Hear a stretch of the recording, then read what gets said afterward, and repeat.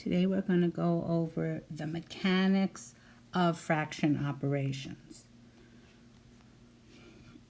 What that means is we're just going to use the shortcut methods. There's going to be no modeling today. I'm going to have to save that for the runway. So let's get started. Let's start with addition.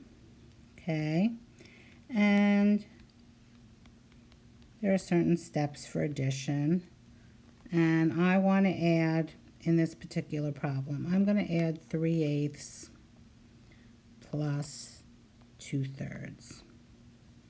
Okay, now, as you all know, when we add fractions, fractions have to have the same denominator, because when I add pieces, I have to have the same size pieces. I can't add 3 small pieces and 2 big pieces, and you can't tell me what that is, okay? They have to be the same size. And so in order to do that, we have to find a common denominator. And we want to find the least common denominator because we like working with smaller numbers. Okay? So in order to do that, I'm going to make a list of the multiples of 3 and the multiples of 8. And I like to take shortcuts. So what I'm going to do is I'm going to, because I know my times tables, I'm going to take the multiples of the higher number, in this case 8. And every time I write a multiple of 8, I'm going to check to see if it is also a multiple of 3. And I'm going to stop when I get to one that is. So 8 is not a multiple of 3. 8, 16, nope. 24, oh, bingo. Okay, let's just check. 3, 6, 9, 12, 15, 18, 21, and 24. So I'm going to use 24ths, and I'm going to write my addition problem vertically. Okay, for addition and subtraction, I would always recommend that you write it vertically.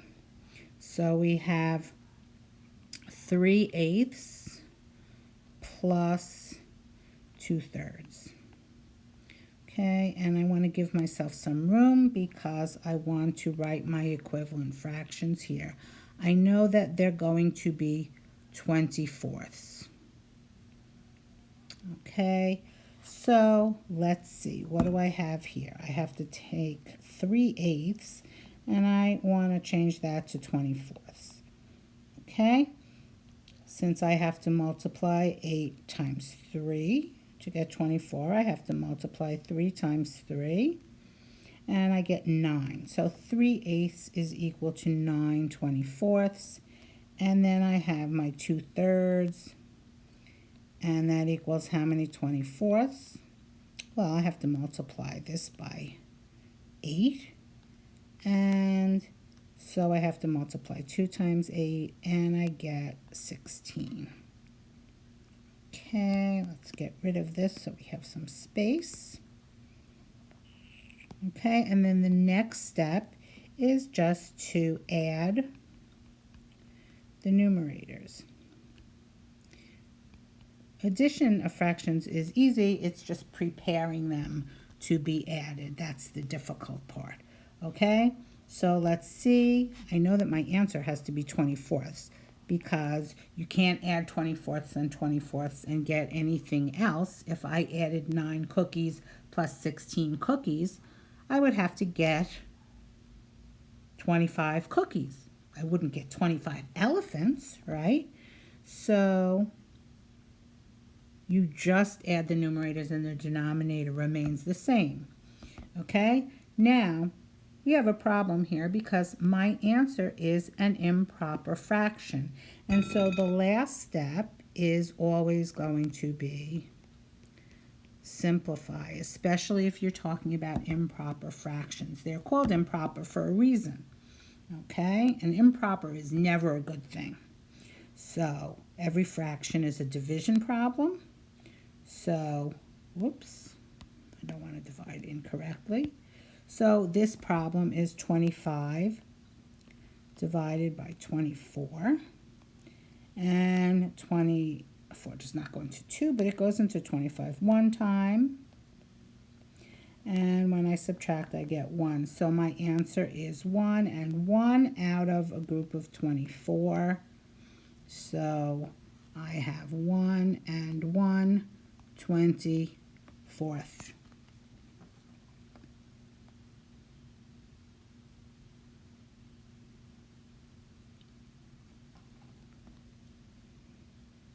Okay, let's try subtraction.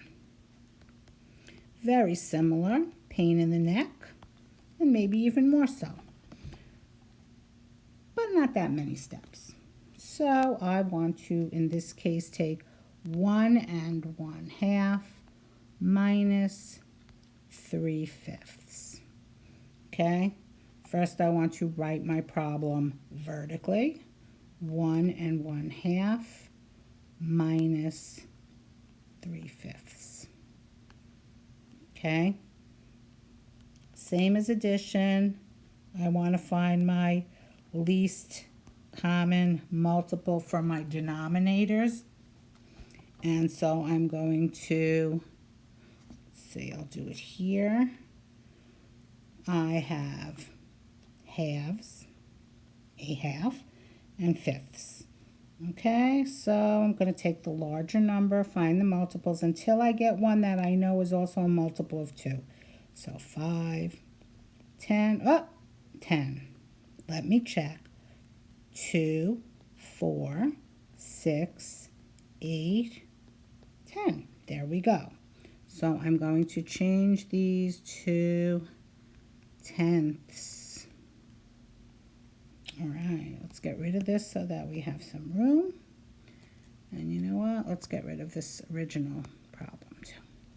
Okay, so 3/5 equals how many tenths? Well, let's see.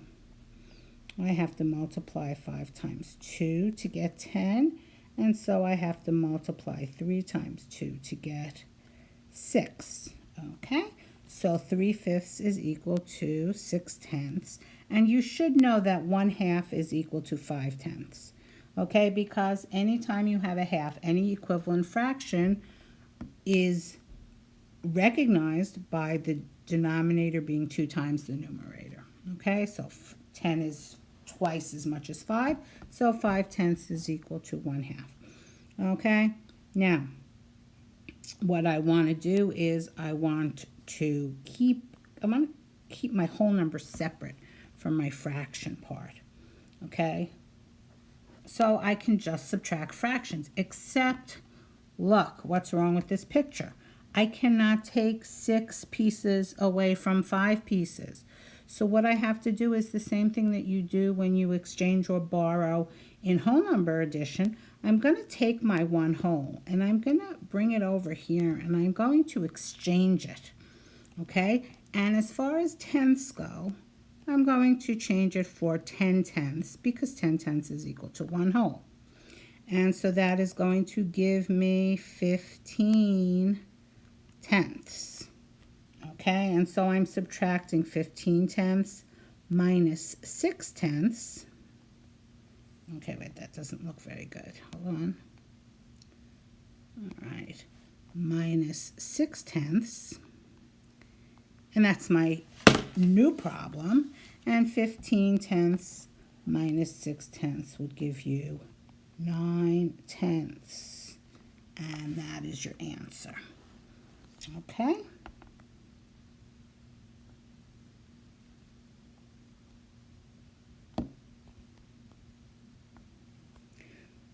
Time to move on to multiplication.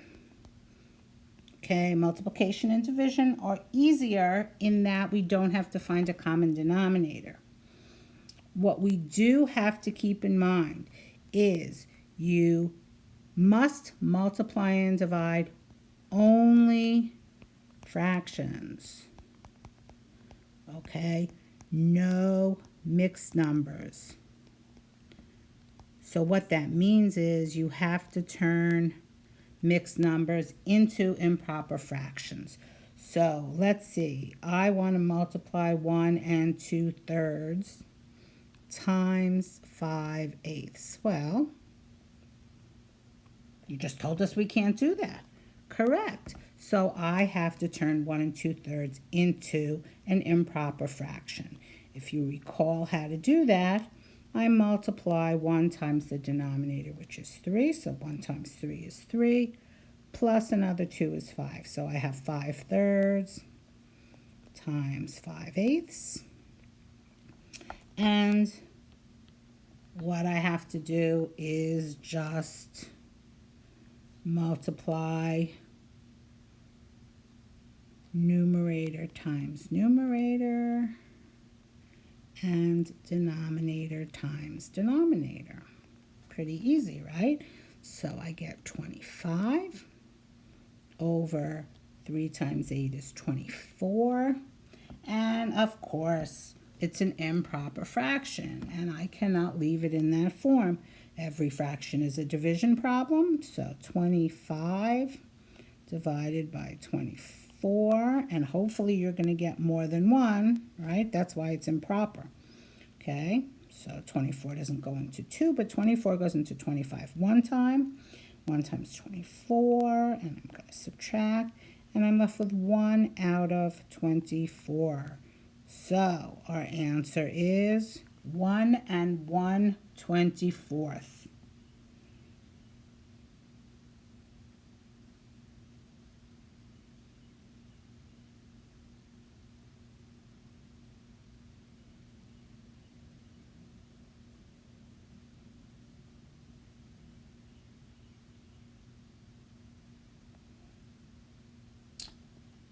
Lastly, division.